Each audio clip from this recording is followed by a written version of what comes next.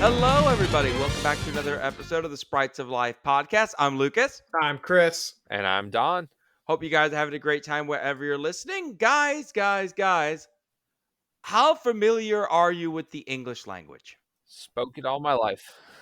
Okay. So, the word final, what does that usually entail? Like the last. Unless it's in pop culture, then you have like Final Destination 10. Or Final Fantasy 12, 17, 32, whatever number we're on. I mean, technically we're on 16, and since I've been devoting... Yeah, but did they do Final Fantasy like 9-2 or whatever?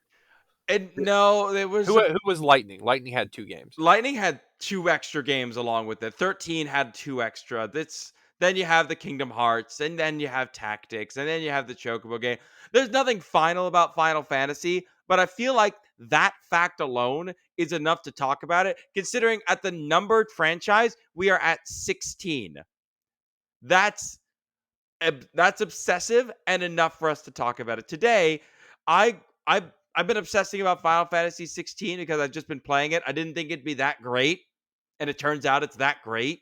So I kind of want to talk about Final Fantasy as a whole, because while the game functions more as an anthology, there's still some common elements. And I've looked at it, I'm like, yeah, I can science talk about these for a while. And I figured I'd drag you all along for the ride. Yeah, that's what we're here for. So before we do that, y'all want science news or gaming news first? Do science. Okay, fine. So you both know, and some people know me, I'm not the biggest fan of dolphins. I don't want to see them hurt or anything, but dolphins give me the willies. I also don't like dolphins. Yeah, I mean, to be fair, they steal your fish. For me, I've just seen them do things, terrible things. Yeah, no, they're not great. They're a very annoying Pokemon as well now. Don't like that.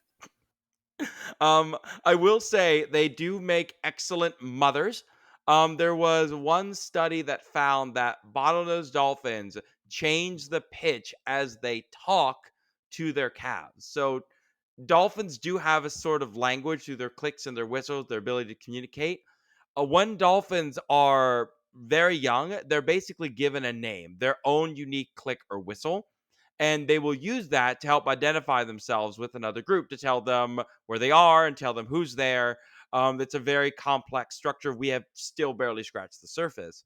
They were recording a bunch of dolphins that they were, capturing and releasing for medical reasons off of Sarasota, and they found that the mama dolphin will actually change the pitch of her call whenever her calves are around. Basically, as the article describes it in Science News, baby talk. So these animals are changing the tone of their voice as they talk, and people are comparing it to how we will change the tone when we're talking to cute animals or to babies. And we're still trying to figure out exactly why. Do you mean why the dolphins are doing it, or why anyone raises their voice when they're talking to something cute and small? Well, no, like the first one. So like the quote at the end of it, the article is, until the day we can ask dolphins what they're actually doing, we have no idea what's going on. Like basically, like they won't know, and no one's going to be certain until someone can actually talk to dolphins why they're doing it. But the idea is that, well, maybe they do it the same way we do to try and form connections with our children. And it would make sense given that bottlenose dolphins, as terrifying as they are, have really good child directed communication. Like if there's any other animal that would have good child to parent communication, it would probably be a dolphin, given how close they can get to their young. Like if a baby dolphin dies, the mom will like start pushing them around to try and get them to wake up again. Like it's really heartbreaking stuff. Like that these animals actually care. I still don't trust them, but I at least respect them for, the moms love their kids, which is pretty cool, especially in nature. I am here if anybody wants to finance a like global animal baby talk study. How many animals use baby talk? It's probably not a huge list. So, like, I mean, just sell half of your Pokemon cards. We might get something to work with. You don't know, Lucas. That's the problem. I mean, yeah, I guess we'd have to go into it. I mean, that's what they said. Got you there. Yeah, you got me again. Gosh darn it. Just like throws down the microphone and walks away. He's just like, dang it, he got me. But with this article, they also talked about how Like you could actually hear the pitch if anyone finds it of the article on Science News about baby talk, because you could actually hear the frequency changes when they're talking with closer to their young. And I thought that was a really cool addition for an article. A lot of times when you get science articles, just say, no, we'll just trust us. It sounds different, or they'll show a graph that you can't understand. I like it when someone's like, no, here's the data so that other people can understand it. That's very important to me in science communication. Please do not hide your knowledge behind a wall of text or paywall, but definitely the wall of text. Just make it easy for people to get so they can share it and learn about it. Anyway, that was my science news. I had to talk about dolphins in a positive light. Not used to doing that. Y'all are welcome. Lucas is like, I don't like it. I don't like it. I don't want to do it. But what do we got for gaming news? Please tell me it's something positive, because I looked up science news. It took a lot to get something positive. We have delicious gaming news. Hooray! Remember the Pokemon Oreos? I remember the TikToks of destroyed cookie aisles at Publix. And people went like crazy trying to find the like really rare Mew Oreo.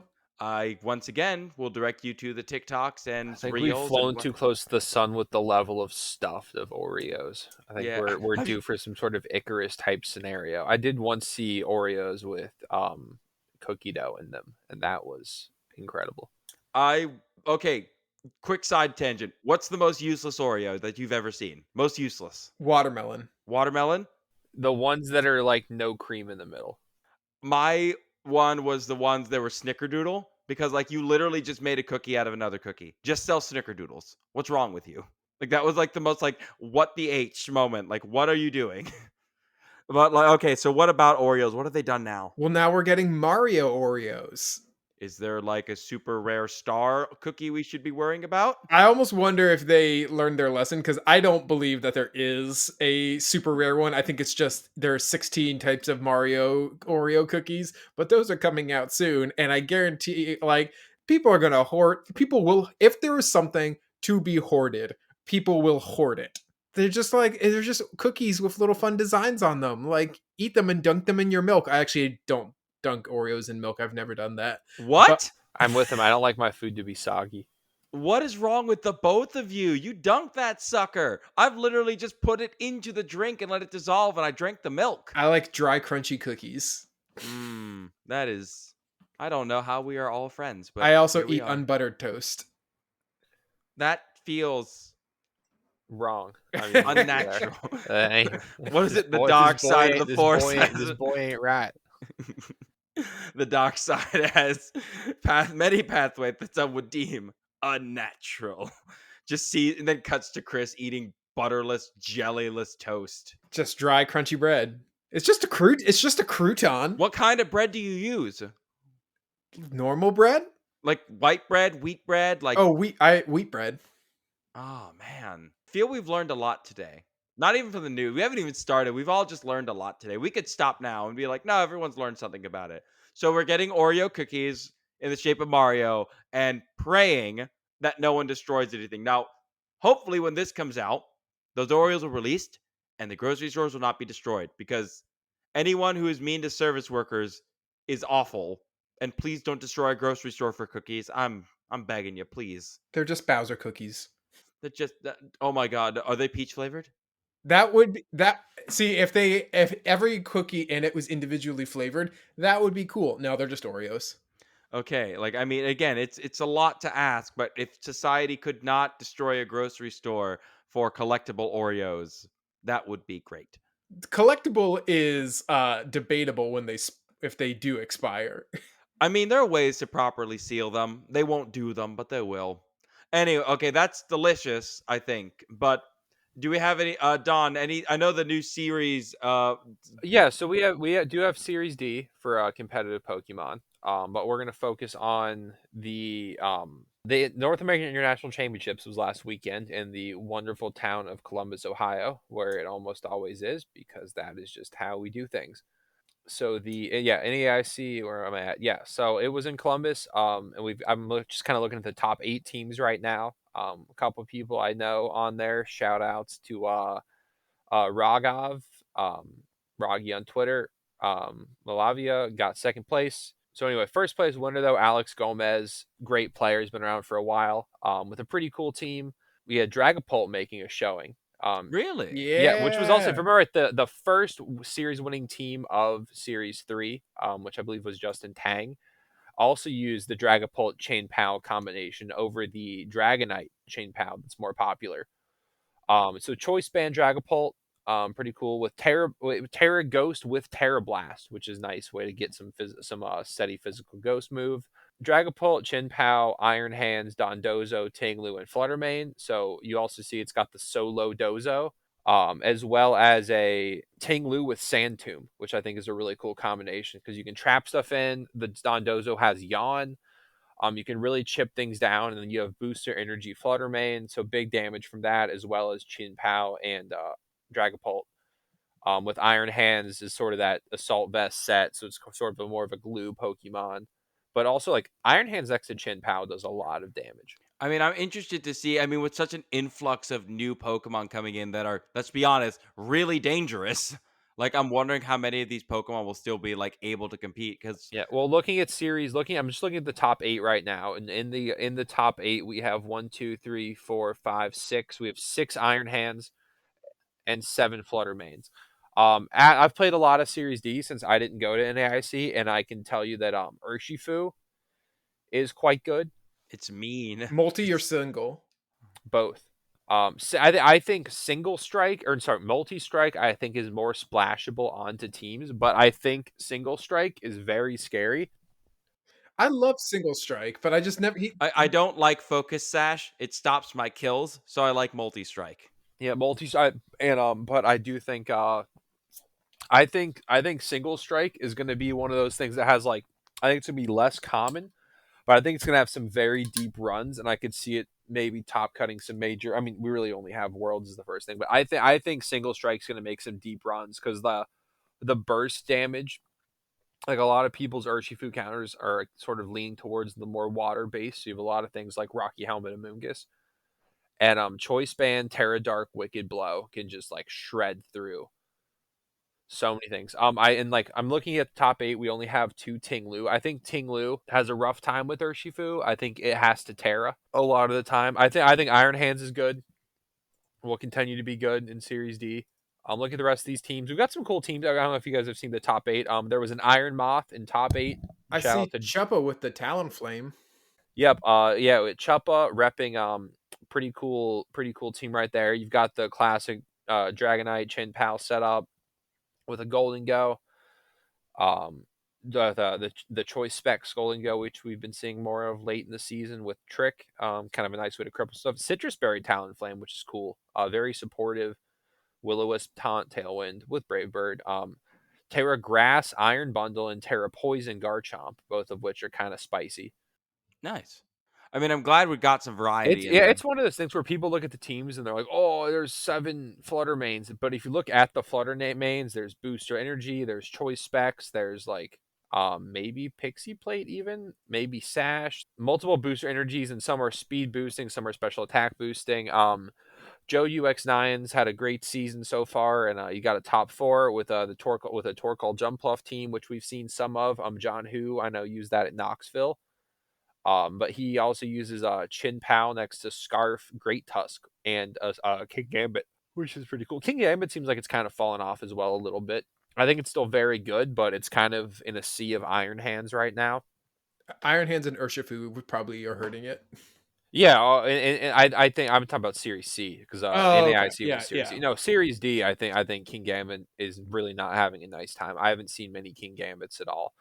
But I would like to point out Justin Knox's team, and I believe 45 Mice VGC is his Twitter, but Iron Moth with Booster Energy, really cool. At Booster Energy with Acid Spray, so it's nice synergy with that Flutter Mane and the Golden Go. Get that big special attack drop. And screens Grimmsnarl as well with the Swords Dance Iron Hands plus Gyarados. So he's kind of got like a nice. You could go really bulky with like screens and nasty plot Golden Go with Gyarados and like Iron Hands, and really kind of go bulky mode.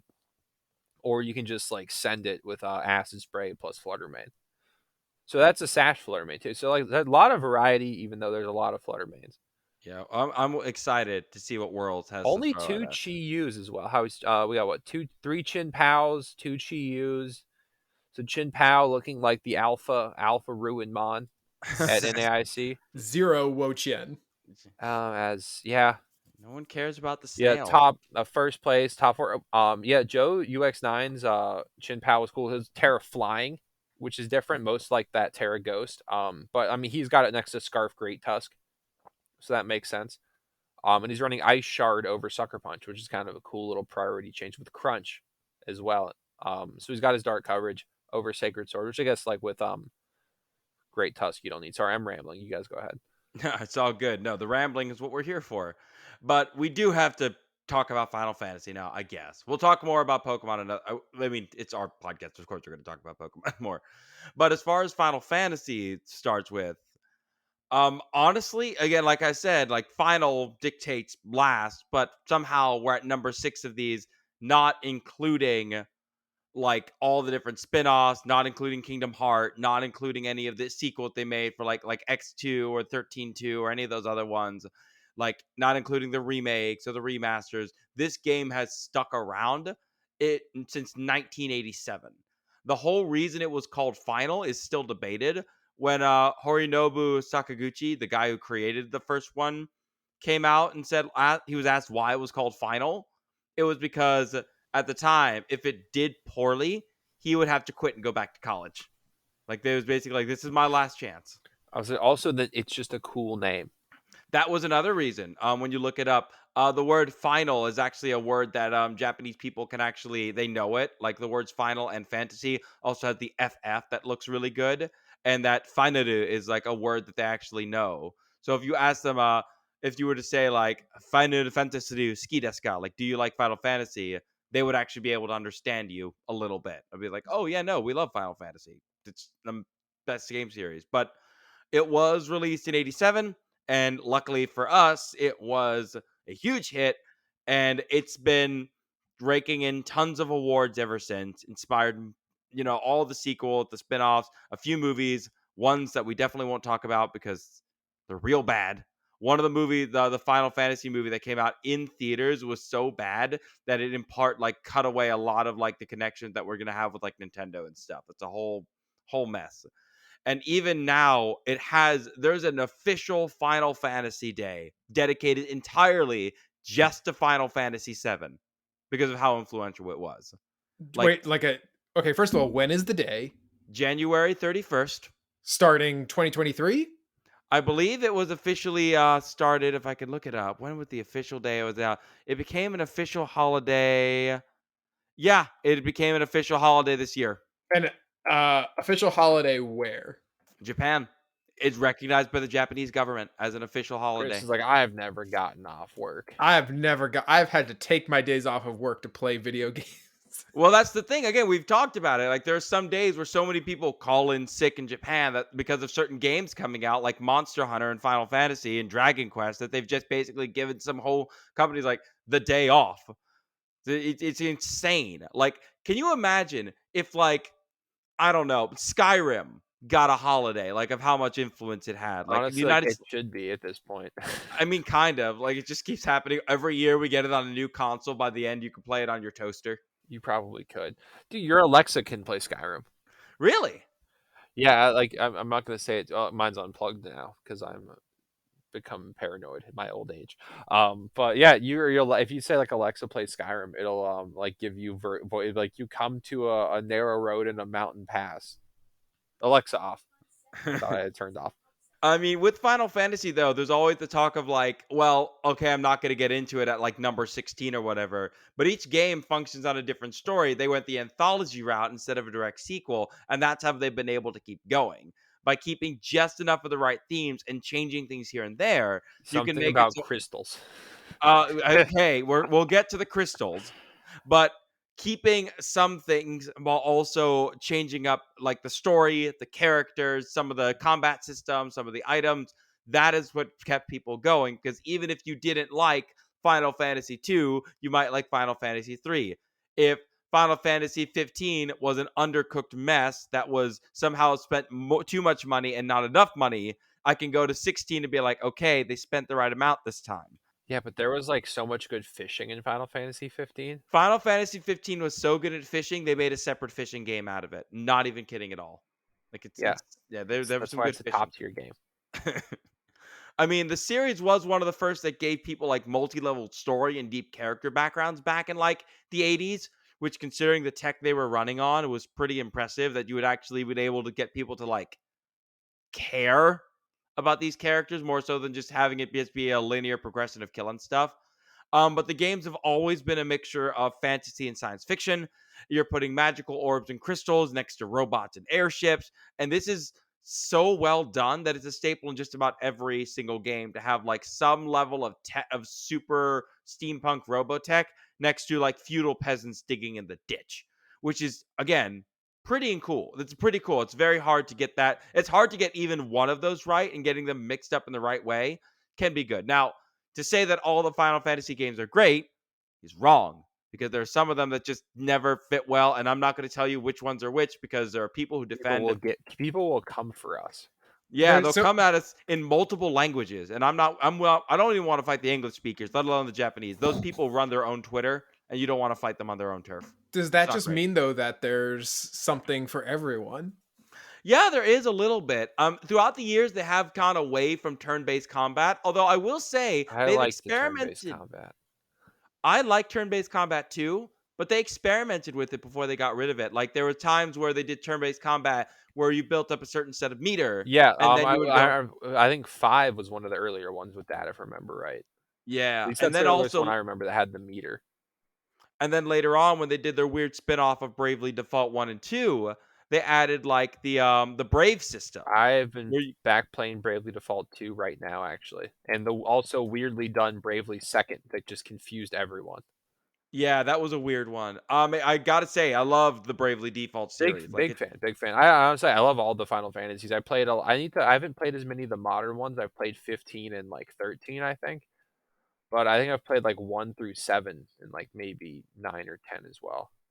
Yeah, I know. I mean, there's a whole reason why people love these and they keep coming back. I mean, the games do a lot to mix up different legends. So like you'll have Arthurian legend, you'll have blades named like Excalibur, and you'll have like references to Japanese mythology and even old school thoughts on medicine.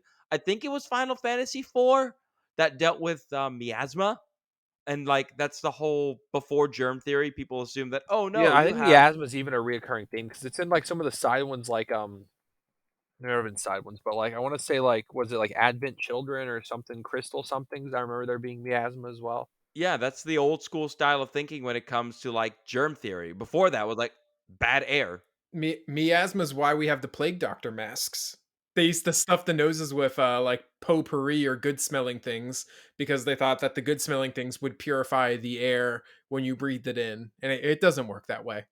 Yeah, I just imagine like someone doing that now, like going into Bed Bath and Body Works and like literally just finding like a really nice bath bomb or like a nice candle they like and just shoving it into the bird beak, like, lavender pineapple mist. Bath and Body Works would have crushed it during the plague. I mean, like it's such a. I mean, the one Final Fantasy you have to mention more than the others is 7, because when the PlayStation came out, like that was one of its like golden childs of like, hey, if you have a PlayStation, you probably should be playing Final Fantasy I 7 mean, yeah, they did a because remaster not too long ago. You can get the original version on on the Switch as well. You know, Cloud and Sephiroth are both in, which is crazy that of as big of a game series as it is. It's crazy that like all of the representation in Smash is from the same game.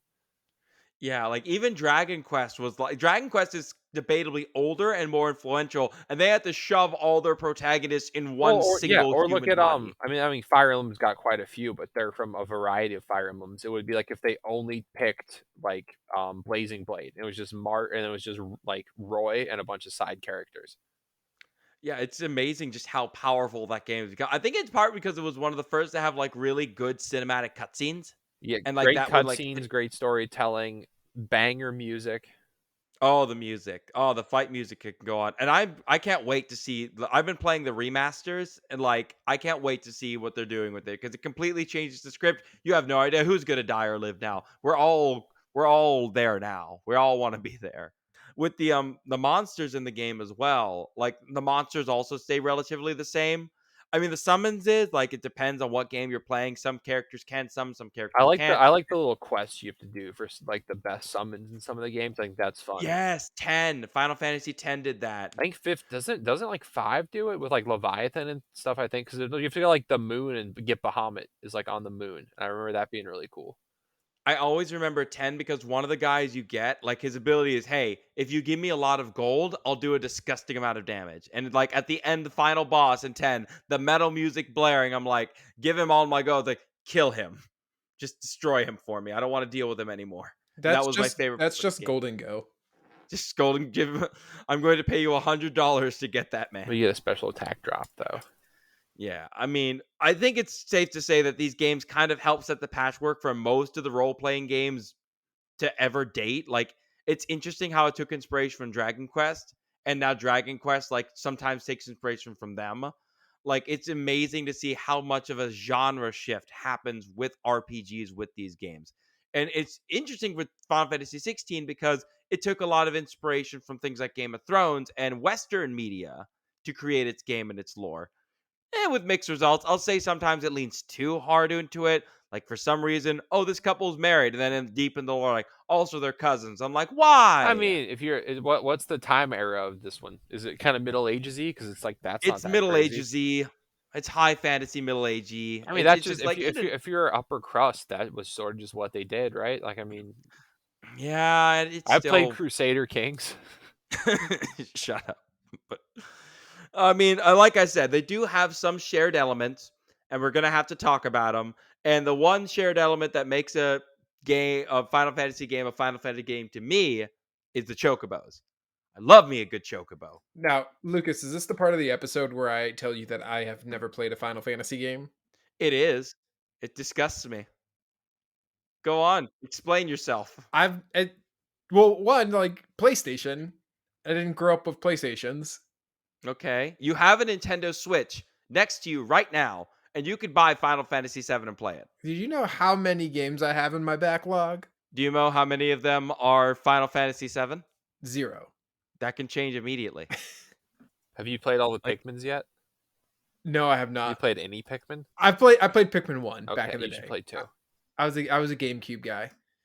I'm just saying, Final Fantasy VII. If you have to look, it's the one the fanboys crave. It's like the one that the super fanboys will be like, you just played 7. Just play 7 and you'll get fine." Do you know what a chocobo is? I know what a chocobo is. It's Okay, basically a giant. giant yellow chicken bird. Yeah, it's pretty cool. But it is endearing to the point where it's gotten its own game multiple times and its own racing game. Like there's Like actually Diddy Kong chocobo Racing, but racing. with chocobos. I mean, yeah, no, you have Chocobo, like it's a Chocobo like kart racing game to try and challenge Mario Kart, which in of itself is a pretty great comedy.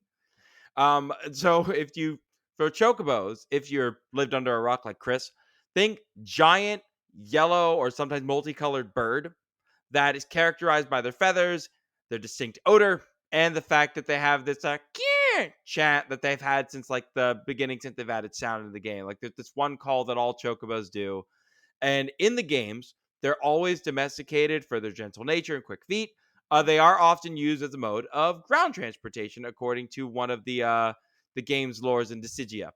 I will point out that in 16, not only can you see them people riding them around, you can also attack them like enemies, and I feel really bad, but I really needed the XP, and I have hunted quite a few of them. So Feels unlike bad. Zelda, these chickens will not fight back. Oh, they will definitely fight back. Like they're basically like elephant birds. They're huge. I mean, the It's different an games have different ostrich. lores. Yeah, well, it's bigger than an Yeah, it's like ostrich. a terror bird. So the closest equivalent I could find were the genus of birds Apiornis, which are the elephant birds. At least one of them weighed over a ton and stood over 9.5 feet tall. Like these things were absolutely massive. Humanity, unfortunately, never learned to ride them, but most likely are the reason that they're no longer around. The last elephant bird is thought to have gone extinct anywhere in the year 100 to the year 1000 AD, most likely due to hunting and their eggs. Turns out it's a lot easier to get their eggs than it is to take down the bird itself. So we found through archaeological studies that native peoples across some parts of Madagascar or other areas they could have been found were just taking the eggs from the nest and eating them. To be fair, one ostrich egg can produce like 12 dozen yolks of chicken eggs worth of egg. So I kind of get it. I mean, they are pretty cool though. Like if you ever just see riding a chocobo is just fun. In Final Fantasy 15, you have the choice between riding out on the souped up ride with your boys or getting on a chocobo. And I always found it hard because I really just wanted to ride the chocobo around because it's just a giant chicken and he's friends. If your options are car or flightless bird, I chose the flightless bird. I would Although to too. be fair, the car could fly by the end of that game. Like you could get it to fly, and that's cool until you crashed it. But otherwise, yeah, no, the bird. You said it was known for its distinctive odor. What is that? Fried chicken. Apparently, it just stinks. It just stinks. Yeah, it's a giant bird. Birds have sometimes musky. I will say a chocobo's spine and legs would have to be specifically bred to carry people and all the weight these things are carrying around. In the game, some people have them pulling carts, some people have them pulling like huge loads on their back. You have people in armor riding on these things. So there's something up with their spines and their legs to be able to keep all that up and keep on running. But it makes sense if you're domesticating them over generation upon generation that you would get one that might be able to do that, especially at that size. I mean, They also, at this yeah, go point, ahead. Lucas, it's just a horse. I mean, kind of, but can your horse run on two legs and have adorable baby chicks that you can raise? No, but you can slap armor on it, and you can have it like it's about the same size as a horse. It is, but it's not a two-legged bipedal super chicken, so it's fantasy. That's it. Yeah, that's the whole point of fantasy. Take something awesome that shouldn't exist and is probably impractical, and like have it take its place of something normal. Horse gets replaced with giant chicken. Incidentally, on the words of impractical, we kind of have to talk about the airships. In my experience, the airships are probably one of the coolest parts in making the games because throughout a lot of the games, yeah, you get the chocobo, which I love riding, and yeah, you might get a car in one of them, but only one of them. But the idea of you've reached a point in the game where you know what, you can't walk anymore. Load up your chocobo, load up your friends, get in this airship, let's go fly somewhere else. That is like a huge moment in each game. I mean, the car is cool that it can fly, but like it's not as cool as an airship. I'm sorry. It's all they're so cool. If you go and look up the designs for some of these airships, like they get ridiculous. They go from ridiculously like simple to ridiculously impractical, and I love every single The one of them. later on ones where they're like a full on base inside. I remember like it's so cool when you unlock the airship. I remember I want to say like I think 3 was the first Final Fantasy play game I played all the way through, like when I was younger. And I think like earlier you did like a boat, and then I think you get like a better boat, and then you get and then like you're seeing things like, oh wow, look at that lake surrounded by mountains. That's such a cool feature. And then you get the airship and you're like, oh my god, I can go to that lake. Yeah, it finally opens up the game. Like It it's does a a great like job teasing you about the other aspects of the game. And like once you unlock it, you just can't wait to go use it. Yeah, and it's fun because a lot of them can actually make you land on water, so it doesn't truly replace your boat, but you still have to be conscious of like, okay, I can take this thing places, but I can still land on water. And then you get the ones that can go on land too, which is just great. And usually there's a dude named Sid fixing it up for you. I mean, I know it's one of Sid those is a common common weird things. character. Sid is a very common character. But like just like each game, it kind of does change. If you look at the first ones, it's literally just like a boat with propellers on the top. Like it's fun to think about, but then you think about having to actually ride on the outside of this thing and like lack of oxygen, freezing rain. It's a terrible idea, but like as they go more and more into it, they're like these magical powered giant like three city block size metropolis with a base, multiple crew, like a flying battleship. Like there's no way any of these things should work, but they do. And we've tried making airships in our own world. We've tried having giant flying things that function almost like ships, but we can never quite do it because the weight in itself is impossible to manage while also going fast. We all remember what happened to the Zeppelin industry. Let's just say it went up in flames. But this in the games, there was no Hindenburg. You can have propellers that have massive downdraft that go over the place. You can have sky pirates in this game. And I love the fact that they took something that's basically completely impossible in our world and said, like, yeah, you know what? Go for it. Have fun. Go ride in it.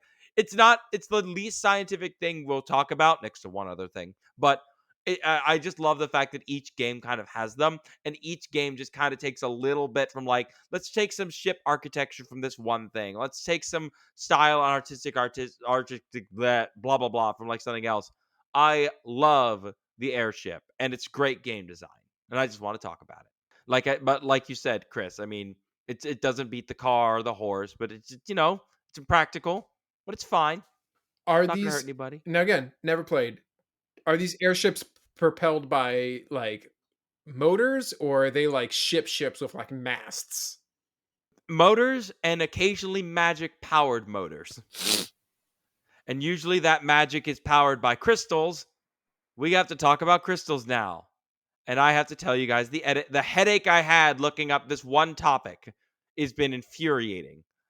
Did So you it's get not the so first much homeopathy I stuff? I can't talk. We're science. It's what we do. I'm not going to go into a talk about the power of healing crystals and their validity. But if I'm looking for scientific data on crystals, it's really hard to find it.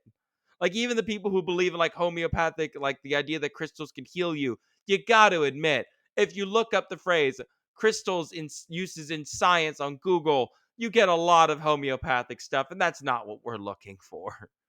I mean, the crystal theme is set in the game. It's not the first game to use crystals as power, but what a crystal actually is, it's a set of same or similar solid molecular substances arranged in a repeating organized pattern. What that means is, let's say you take, if you're having a bunch of molecules just stationed together in one geometric shape over and over and over again, that is a crystal.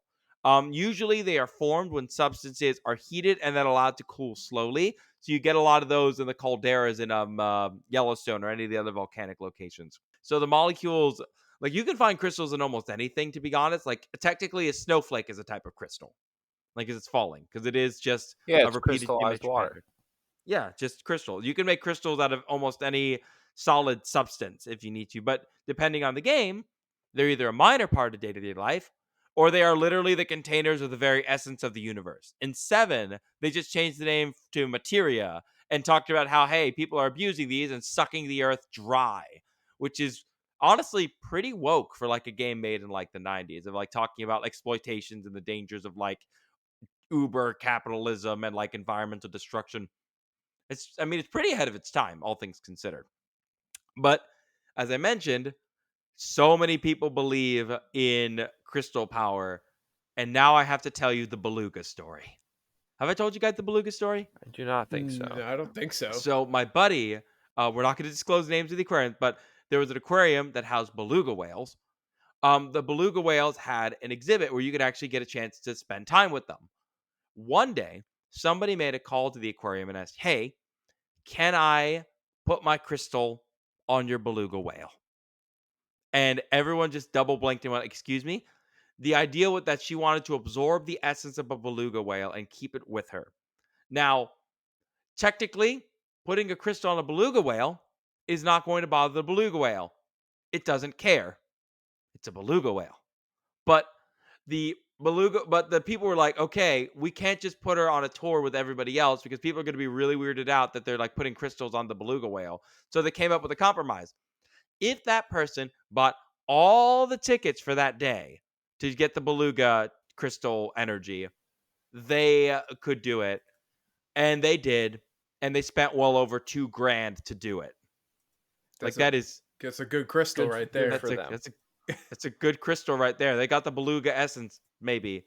I mean, there's so many people who believe in the power What of does crystals. beluga essence do for you?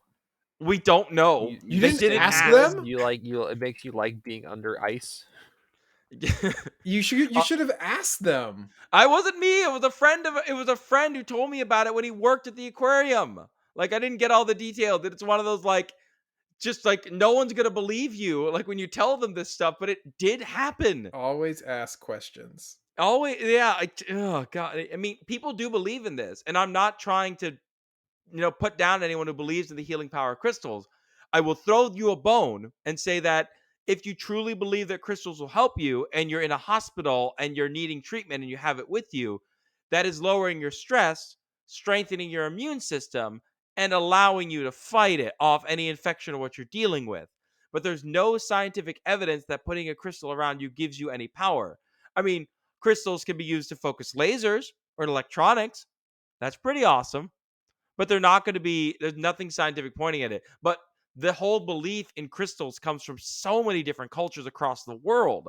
I mean, there are cultures anywhere from India, Brazil, Mesopotamia. Like, you find people who found the power and belief in crystals. So it's so interesting that the games also took that, because it is something that kind of connects humanity, that we all found the shiny weird rock, shiny weird mineral deposit, and thought this must have power. I find that's at least somewhat interesting. But again, in reality, I don't know. It's just one of those things where I don't want to make anyone upset. I don't believe in the crystal energy. I will say there was that one person who put crystals in their like steering wheel as a form of like, this is going to protect me. And then people pointed out that airbags exist. And so that was a little bit off-putting for them. All right. Last thing I want to talk about before we get going. Are y'all?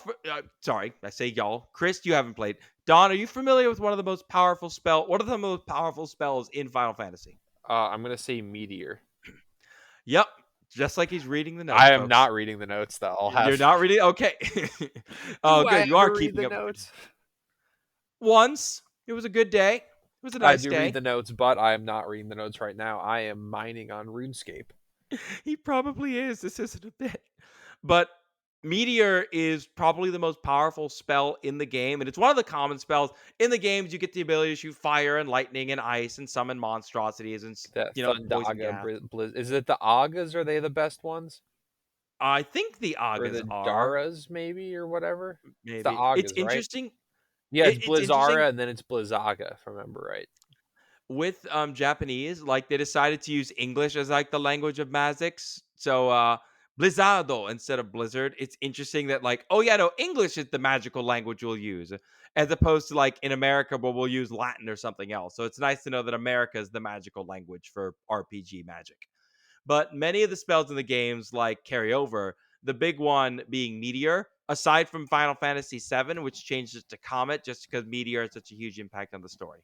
But Meteor, top tier spell. Depending on the game, it is very much like dangerous as all get out. It is probably one of the most damaging spells in the I mean, game. It's non-elemental. I remember there's like a whole ass quest about just getting Meteor or something with 5, because I think it's gonna like kill the one dude and then it doesn't. It's been a long time since I played 5, but I remember Meteor being a big deal in that game.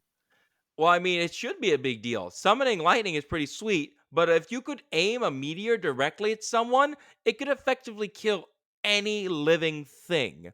Like a meteor the size of a basketball, that's all you'd need to kill someone instantly. I don't care what it is. You could No probably living use thing a is smaller surviving. Meteor than that, honestly. I mean, a basketball like is what these things are looking like in the game. Like you're getting hit by these Oh balls of yeah, fire coming from the sky. Obviously, a smaller one can do the job just fine, but a meteor the size of a basketball whipped through the atmosphere at 25,000 miles per hour minimum is probably one of the most dangerous spells ever taught. There's a good reason why it's one of the last spells you learn, because if you did it wrong and you summoned a meteor that was too big, you would kill everybody. Like if you dropped a meteor instead of the size of a basketball, the size of a house, yeah, the bad guy's gone, but so is everything within a half-mile radius. Just because evaporates. like I feel like if I remember right, a lot of the games with Meteor, it's like multiple little meteors. So yeah, I would imagine that's partially a not nuking your whole squad option. I mean, it would just make sense to just go for it. Like, if anyone ever found a way to weaponize meteors, they would be absolutely Yeah, terrifying. we see Now, that in several like sci-fi franchises and stuff. You get groups that like strap rockets to meteors or something like that. I mean, it's dangerous. I mean, Gundam kind of did something similar with their whole like strap a colony with rockets and send it to the Earth. Like, if you send something at the Earth fast enough, it's going to cause a whole bunch of damage. Uh, our atmosphere is constantly being bombarded by microparticulate. We do get meteors that cross through. Very rarely do we get like anything truly massive, like the ones that killed off the dinosaurs. But the fact that any one person would be allowed to summon this, like that person should automatically like win any fight. Like I don't care what god you're trying to kill this time, hitting it with a meteor should definitely do some damage. That's all I'm saying. Like that's my scientific basis. But then again, it's fantasy. It's just It's whatever the you want it to Final be. Fantasy. It is the Final Fantasy, and that was the final thing I wanted to talk about. We could honestly, if once Final Fantasy VII's like Part 2 remake comes out, we might talk more about Final Fantasy VII. But I just wanted to go over an overview for people like Chris who need to play Final Fantasy VII on their Switch. These games, yeah, we're gonna keep calling you out. Like, You no, gotta you. pry me away from all the other games that have come What out. game are you playing right now that's more culturally significant? I'm I'm waiting. I'm playing a lot of Mirror's Edge right now. That is not as nearly as culturally What? That significant. game still isn't that like Mirror's Edge did they Catalyst, make a yeah. new one? No, it's I'm playing Catalyst right now, so the sequel, but still very old. But it's on Game Pass. I see. Okay. It just Parkour. yeah, I know. Parkour, hardcore parkour. But still, if you're considering like, hey, I never got into Final Fantasy VII, I say try it. Honestly, they're coming out with like the new remasters on like the Switch and other consoles. Just try them out, give them a shot. They're a piece of gaming history, and they are so influential on so many of the games we will talk about and games we have talked about that it's worth playing at least once.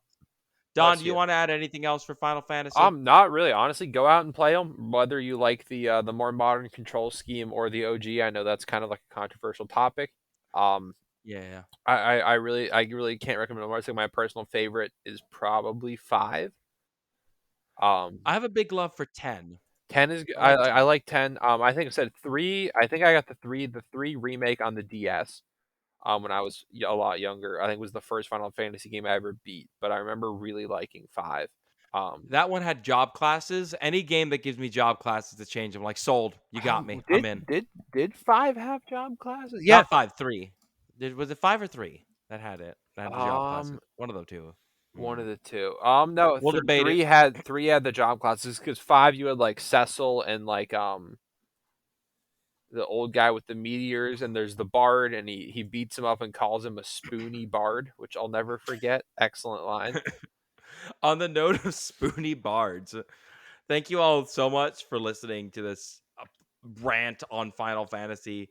Hopefully next time when you're listening, we'll be talking about one of our other favorite game series that's coming out with relatively new games. But for now, thank you so much for listening. Have a wonderful rest of your day or night. And Chris, special thanks for you for tolerating a game that you've never played. It's all in good Play fun. the game, Hey, Chris. I mean, I'll play it at some point. There's only so Play Mm, the many games. game. mm. This is a Let's threat. Play doubt the it. game. Let's doubt him at the credits roll. Play the game. Play the game. Play the game. Play the game.